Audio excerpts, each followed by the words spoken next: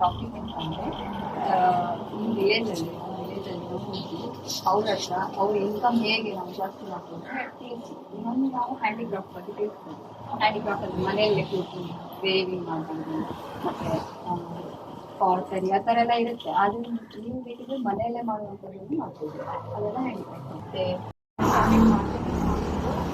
Normal ಬೇರೆ farming ಜಾಸ್ತಿ ಅದಕ್ಕೆ ಆರ್ಗ್ಯಾನಿಕ್ ಫಾರ್ಮಿಂಗಿಗೆ ಮಾರ್ಕೆಟಲ್ಲಿ ಜಾಸ್ತಿ ಉಂಟು. ಅಂದರೆ ಆರ್ಗ್ಯಾನಿಕ್ ಅನ್ನೋ ಒಂದು ಲೇಬಲ್, ಆರ್ಗ್ಯಾನಿಕ್ ಅಂತ ಎಲ್ಲರಿಗೂ ಅಂದರೆ ಹೆಲ್ತ್ ಚಲೋ ಇರಬೇಕು, ಕೆಮಿಕಲ್ ಇಲ್ಲದೆ ಇರೋ ವಸ್ತು ತಿನ್ನಬೇಕು ಅಂತೆಲ್ಲ ಇರುತ್ತಲ್ಲ.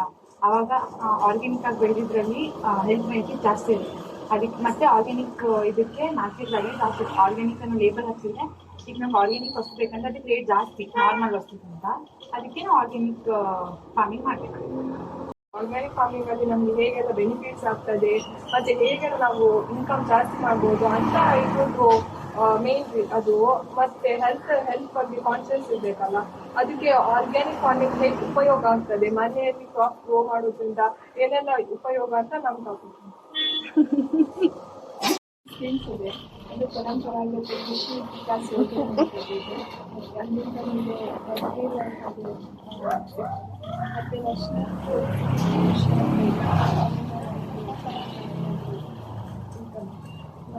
ಆರ್ಗ್ಯಾನಿಕ್ ಫಾರ್ಮಿಂಗ್ ಮತ್ತು FOPC ಮತ್ತು